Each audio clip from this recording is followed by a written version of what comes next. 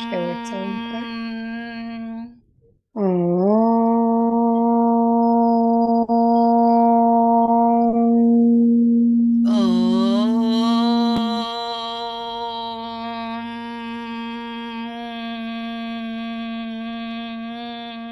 ओंकाराचं जे उच्चारण केले त्यामुळं आपल्या पूर्ण मस्तिष्कामध्ये त्याची व्हायब्रेशन्स आहेत. तो नाद आहे, तो घुमला जातोय, त्या नादाची अनुभूती घ्या.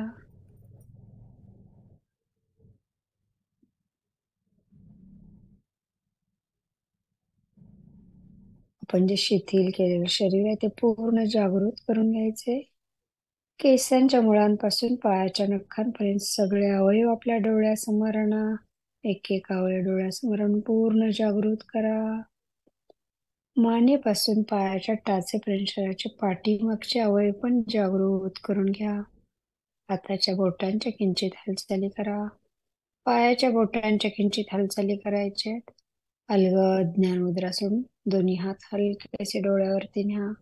पापण्यांची उघडझाप करा आणि सावकाश दोन्ही हात बाजूनी जागेवरती आणायचे. शैलाताई बोलतायत, ते सगळ्यांनी ऐका. हरिओम. धन्यवाद मॅडम. हरिओम. हरिओम मॅडम. धन्यवाद मंगल मॅडम, नीताताई. छान झाले. ओंकाराचं आपलं हे बरेच दिवस चालू आहे आणि या ओंकारमय वातावरणामध्ये आताच हे वातावरण असत आहे. मंगल मॅडम म्हणतात ओंकाराचा जप केला पाहिजे आणि तोही खरंच आहे. ओंकाराला खूप महत्व आहे. आपण आता परवा खूप माहिती घेतलेली आहे आणि थोडंसं जे काही अगदी राहिलेलं आहे ते मी घेते आणि आपण पुन्हा एकदा 2-3 ओंकार घेऊया. आता हे उपनिषदांमध्ये अनेक उपनिषदात ओंकाराचा उल्लेख केलेला आहे. तर हे छांदोग्य उपनिषद जे आहे त्याच्यामध्ये ओम इति एतत् अक्षरम उद्गीत उपासितम असं म्हटलेलं आहे. म्हणजे ओंकार हे एक अक्षर आहे आणि ते उद्गीत आहे. उद्गीत म्हणजे मी तुम्हाला परवा सांगितलं. उद्गीत म्हणजे काय की तो स्वर जो असतो तो ज्यावेळेस यज्ञ वगैरे असतात त्याच्यावरती जे आहुती देतात किंवा आपोआप उमटला जातो तो म्हणजे ओंकार आहे आणि त्याची उपासना करावी असं सांगितलेलं आहे. ओंकार हा सर्व रसांच्या मध्ये श्रेष्ठ आहे आणि तो परम असून 8वा रस आहे असं म्हटलं गेलेलं आहे. आता कठोपनिषद हे जे एक उपनिषद आहे तर त्याच्यामध्ये एक छान गोष्ट आहे नचिकेत आणि यमधर्माची. तर यांचा संवाद आहे त्याच्यामध्ये त्या उपनिषदामध्ये. तर नचिकेत हा जेव्हा यम धर्माला भेटतो तेव्हा तो वर मागायला सांगतो त्याला की त्याच्यावर प्रसन्न होतो आणि म्हणतो की तू मला वर सांग. तर त्यानंतर त्याला असं वाटतं की मृत्यूनंतर काय होतं ते त्याला जाणून घ्यायचं असतं. त्यामुळे तो यमाला सांगतो की मला त्याविषयी तू माहिती दे. मृत्यूच्या पलीकडे असणारं ब्रह्मतत्व म्हणजे काय आणि त्याच्या पर्यंत आपण कसं जायचं याचं मला माहिती पाहिजे असं तो सांगतो त्याला.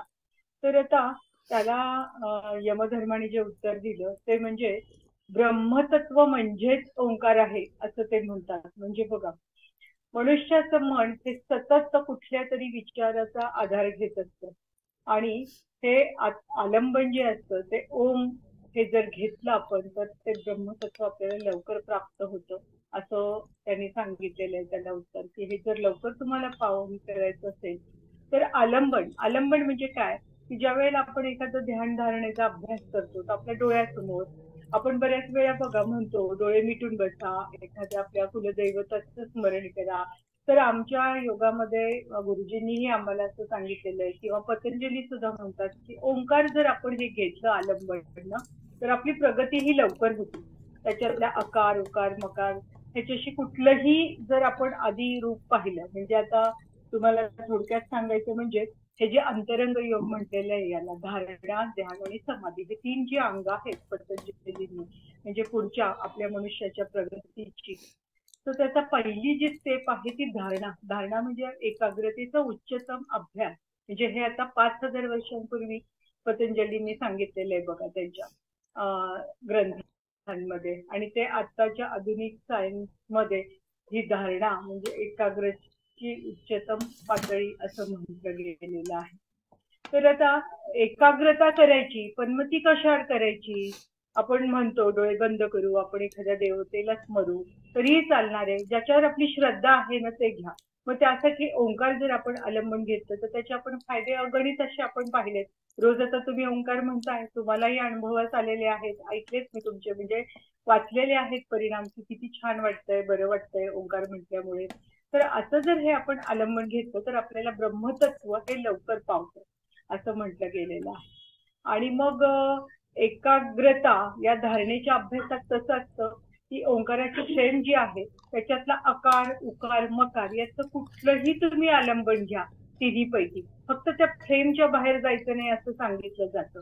म्हणजे त्या तिन्हीकडे तुम्ही पाहू शकता. आकार पहा थोड्या वेळ, मकार पहा, कधी कडेचा रंग पहा, यामध्ये तुम्हाला फिरण्याची मुभा असते. पण फ्रेमच्या बाहेर मात्र जाऊ द्यायचं नाही मनाला, आपल्या दृष्टीला मनाला. आणि मग त्यानंतर ध्यान म्हणजे मग ते एकाच प्रत्ययाचा अनुभव घेणं. तत्प्रत्यय एकतानता ध्यानम अशी पतंजलींची व्याख्या आहे. म्हणजे एकच प्रत्यय पहा तुम्ही, अकार तर अकार उकार तर उकार, म्हणजे जरा सूक्ष्म होत आला. स्थूल होतं पहिलं, त्याकडनं आता सूक्ष्माकडे आला. आणि मग त्याही पुढे जेव्हा तुम्ही असा अभ्यास करायला लागता एकच अवलंबन, मग त्यानंतर पुढे आपली अधिक प्रगती होऊन समाधी अवस्था प्राप्त होते. मग ही समाधी म्हणजे तुम्हाला आम्हाला नेहमी असं आपल्याला ज्ञानेश्वरांनी घेतलेली समाधीच दिसते की म्हणजे काय पुन्हा फिरून येणं नाही का, समाधी म्हणजे काय मरणावस्था वगैरे का. तर तसं काही नाही. समाधीचे सुद्धा अनेक प्रकार आहेत, तो आता इथे सांगण्याचा विषय नाहीये. सबीज निर्बीज समाधी त्यामधले प्रकार आणि ते सगळे आम्हाला अभ्यासाला होते. पण महत्वाचं म्हणजे असं की ही अवस्था जी असते तल्लीनता, म्हणजे थोडक्यात सांगायचं तर मीठ जर आपलं पाण्यामध्ये घातलं तर जसं विरघळतं आणि ह्या मिठाला पुन्हा काढता येत नाही तसं आहे की एकजीव होणं म्हणजे शरीर आत्मा मन आणि शरीर एकत्र होणं याला समाधी अवस्था म्हटलेली आहे. मग ती तुमची काही मिनिटांपासून काही तास दिवस महिने वर्ष अशीही असू शकते. आणि या अवस्थेत असताना आपल्याला श्वासाचं अन्नाची अशी गरज लागत नाही. इतकं आपण त्याच्यामध्ये देहभान विसरून गेलेलं असतं. आणि मग ज्या वेळेला आपण त्याच्यातनं फिरून येतो तेव्हा मग साधा नॉर्मल माणसासारखं राहू शकतो. तर ही समाधी अवस्था झाली. तर हे सगळं तीन आपले अष्टांग योग जे आहेत तर त्याच्यामध्ये ही तीन अंग त्याला अंतरंग साधना असं म्हटलेलं आहे. मग ते एका पुढे एक जाणाऱ्या प्रगत अवस्था आहेत. मग आता तुम्हाला जर हे गाठायचं असेल तर काय सांगितलंय की एखादं आलंबन पकडा म्हणजे धारणेचा आधी अभ्यास करा. आणि धारणा तुम्हाला चांगली जमायला लागली की ध्यान आपोआप लागणार आहे तुमचं. आणि ध्यान जमायला लागलं की समाधी अवस्था आपण साधू शकतो.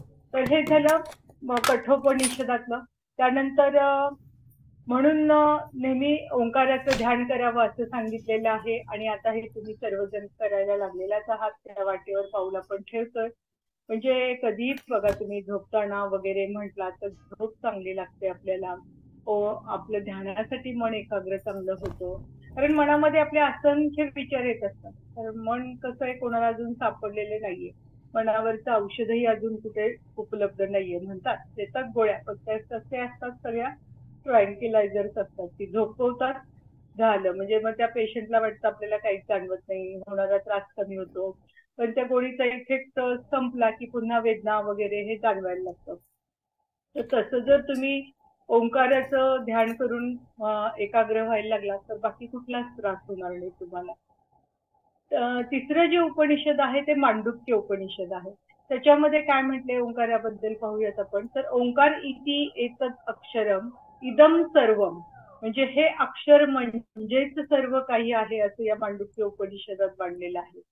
मग त्याला भूत, वर्तमान, भविष्य हे सर्व काही ओंकारच आहे असं ते म्हणतात.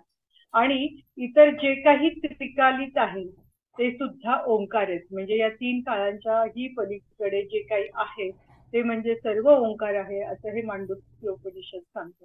आणि मंडूक उपनिषद हे एक वेगळे उपनिषद आहे.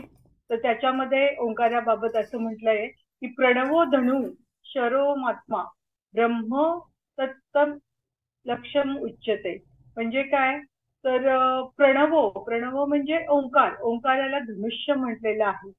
आणि त्या धनुष्याला त्यांनी सांगितलेलं आहे की आत्मा हा बाण आहे आणि ब्रह्म हे त्याचं लक्ष आहे. म्हणजे ब्रह्म जर गाठायचं असेल तर प्रणव म्हणजे धनुष्य आपण प्रत्यंच्या जशी चालतो तशी, आणि आत्मा हा आपलं ब्रह्म हे लक्ष असं सांगितलेलं आहे. आत्मा हा बाण आहे, आत्म्यातनं बाण सुटलेला, आणि ब्रह्म हे लक्ष गाठण्यासाठी प्रणव धनुष्य तुम्ही वापरा. म्हणजे थोडक्यात या ओंकाराशी एकरूप व्हा, म्हणजे तुम्हाला तुमचं लक्ष साधेल असं त्यांना म्हणायचं. पुढचं जे तैत्तरीय उपनिषद आहे त्याच्यात सुद्धा ते तेच म्हणतात की ओम इति ब्रह्म, ओम इति इदम सर्वम असं त्यांनी सांगितलेलं आहे. आणि पातंजली योगदर्शनात तर आपण पाहिलंच आहे, परवा सांगितले मी तुम्हाला की ईश्वर प्रणिधानात वा, म्हणजे ईश्वर जर पाहायचा असेल तस्य वाचक हा प्रणव, हा म्हणजे ईश्वराचा वाचक प्रणव जर तुम्ही म्हटलात तर ईश्वर पावल्यासारखं आहे तुम्हाला. आणि ते पावण्यासाठी त्यांनी सांगितलेलं जप तदर्थ भावना, म्हणजे त्याचा जप करा, भावना वगैरे म्हणजे जाणून त्याच्याशी एकरूप व्हा, त्याचा अर्थ जाणून घेऊन तुम्ही तो करा असं ते म्हणतात. तर याच्यामध्ये आपण या सर्व परिषदातलं पाहिलं. त्यानंतर ब्रह्मतत्व जे आहे तर त्याविषयी जाणून घेऊया थोडं. ब्रह्मतत्व म्हणजे काय, असं मॅडम, सारखा आपण मीटिंग उल्लेख बंद होतो. पडली तर परत एकदा जॉईन करायला सांगू ना, 5 मिनिटं चालेल अजून एक. हो. हं? हा, हा, जर ठीक. मीटिंग बंद झाली, हा मीटिंग जर बंद सगळ्यांनी झाली तर रिजॉईन व्हायचंय बरं का. कारण आता अर्धा तास होत आलाय. किती, 45 मिनिटाची असते ना 40. नीताताई? हा, हा. असं ओंकाराला म्हटलेलं आहे. आणि सृष्टी ही ब्रह्मापासून झालेली आहे आणि ब्रह्म हे सृष्टीमध्ये आहे. म्हणजे सर्व सृष्टी ही ओंकारमय आहे असं म्हटलेलं आहे. म्हणजे ब्रह्मतत्व म्हणजे काय, तर ओंकाराचाच उल्लेख इथं केलेला आहे. ईश्वर म्हणजे ओंकार असं म्हटलेलं आहे. तर ओंकार हे ब्रह्मतत्वाप्रमाणेच म्हणजे भूत, वर्तमान, भविष्य या काळांच्या पलीकडे आहे. तसेच जागृती, स्वप्न, सुषुप्ती या सर्वांच्या पलीकडे ओंकार आहे. ओंकाराबद्दल आम्हाला पौर्णिमाताईंनी सांगितलेलं आहे, कारण त्यांचा बराच रिसर्च आहे ओंकाराबद्दल. ओंकार हा एकच मंत्र त्यांनी असं सांगितलं. आपण आता तो गर्भातही ऐकू शकतो. गर्भात आता ठीक आहे, सगळंच बाळ शिकतं, जे काही आपण वाचू, ऐकू, संगीत ते सगळं शिकतो. पण इव्हन मनुष्य मृत झाल्यानंतर सुद्धा मृतात्मा हा मंत्र ऐकू शकतो, म्हणजे मृतात्म्यापर्यंत पोहोचू शकतो असं त्यांनी आम्हाला सांगितलंय. म्हणजे जेव्हा आपल्या जवळच्या व्यक्तीचं निधन वगैरे झालं तर आम्ही बऱ्याच वेळेला असं एकत्र आपण दोघं तिघं जरी म्हणणारे त्यातले असले ना, ओंकार जर म्हटले तर तिथलं वातावरण एकदम बदलतं आणि त्या आत्म्याला सद्गती मिळते. पुढे त्याची प्रगती होते. तर त्यामुळे ओंकार हा एकमेव म्हणजे मेल्यानंतरही ऐकू जाणारा असा हा मंत्र आहे, त्या आत्म्यापर्यंत पोहोचणारा. कारण आत्मा हा अमर असतो म्हणून. तर हा सर्वाच्या पलीकडे जाणारा असा आहे. जागृती, स्वप्न, सुषुप्ती या पण 3 अवस्थांच्या पलीकडे तो आहे. जीव ब्रह्मच आहे असं म्हटलं जातं. म्हणजे प्रत्येक जीवात ब्रह्म आहे.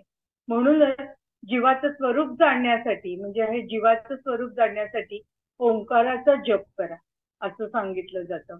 आणि ओंकार उपासना ही अत्यंत श्रेष्ठ अशी उपासना आहे. आता ह्याच्यामध्ये अकाराचं ध्यान हे वैश्वानराचं ध्यान म्हणतात. वैश्वानर म्हणजे कसं शरीराच्या ह्याच्यामध्ये भगवद्गीतेत सांगितलंय बघा श्रीकृष्णाने की अहम वैश्वानरो भूत्वा प्राणीनाम देहमाश्रिता. म्हणजे प्राण्यांच्या देहामध्ये मी वैश्वानराच्या रूपात आहे. आणि हा वैश्वानर म्हणजे अग्नी, पाचक अग्नी. आपला तो कुठे असतो? नाभी, वन्नी मंडळात. तर त्यामुळे आपण असं म्हणतो की अकाराचं ध्यान हे वैश्वानराचं ध्यान आहे. आणि तो प्राण्यांच्या शरीरात कायम असतो. अकार आणि उकार हे तेजस ध्यानाचं रूप मानलं जातं. आणि हे पृथ्वी तलावरती उपभोग ह्याच्यामध्ये मिळतं. ऋग्वेदात पुरुष सूक्तात याचा उल्लेख आहे. म्हणजे चंद्रमा मनसो जातः असं म्हटलेलं आहे ना. चंद्रावर्ण म्हणजे चंद्र हा मनुष्याच्या मनावरती परिणाम करणारा आहे. म्हणजे जसं पौर्णिमा आलं की भरती येते. भरती आहुतीचा सुद्धा माणसाच्या मनावरती परिणाम होत असतो. तसंच चंद्राचा सुद्धा भावनिक ह्याच्याशी जुळलेलं आहे चंद्राचं हे. तर त्यामुळे चंद्र हा सुद्धा परिणामकारक आहे. म्हणजे मानसिक स्थितीला अकार आणि उकार हे कारणीभूत ठरतात. म्हणजे तुमची जर मानसिक स्थिती चांगली ठेवायची असेल तर अ आणि उ चं उच्चारण असं करावं असं म्हटलेलं आहे. आणि ऋग्वेदात याचा उल्लेख आहे. तर साधारण शारीरिक आणि मानसिक उपभोगाने आपल्याला तृप्ती मिळते. म्हणजे शरीराने आपल्या इच्छा सगळ्या पूर्ण झाल्या, मनाने हे झालं तर तृप्ती होते. पण तरी सुद्धा जन्म जिथं आहे, आपण जन्म घेतो तर शेवटी आपलं अंतिम ध्येय असतं मोक्ष प्राप्ती. तर या मोक्षासाठी पुन्हा पृथ्वीवरती यावंच लागतं आपल्याला. आणि पृथ्वीवरती येऊन आपण जन्म घेतो. मग जर अकार, उकार आणि मकार हे जर तुम्ही मनुष्याने म्हटलं तर तो सूर्यमंडळात जातो असा उल्लेख आहे इथे. सूर्य हा जगाचा आत्मा आहे. त्यामुळे मनुष्य हे आत्मतृप्त होतो आणि तो ब्रह्मलोकात जातो. अशा प्रकारे ओंकार ध्यानाने आपल्याला पूर्णत्व मिळतं. आता हे सगळं झालं उपनिषदातलं. तर यामध्ये पुराण दिग्दर्शित असं सांगितलेलं आहे सगुण देवतांची उपासना. तर म्हणजे जेव्हा पुराण हे सुरू झालं तर त्यावेळेला तिथं म्हणजे देवतांची पूजा वगैरे मूर्तीपूजेला स्थान दिलं गेलं. आणि मग त्या पुढे ओंकाराला सगुण रूप प्राप्त झालं. मग ते तुकारामांनी सांगितलेलंच आहे आपलं. हे तुकाराम 17व्या शतकातील. तर ओंकार प्रधान रूप गणेशाचे तुम्ही अभंग ऐकला असेल त्यांचा. हे तिन्ही देवांचे आदिबीज. अकार तो ब्रह्मा, ओंकार तो विष्णू.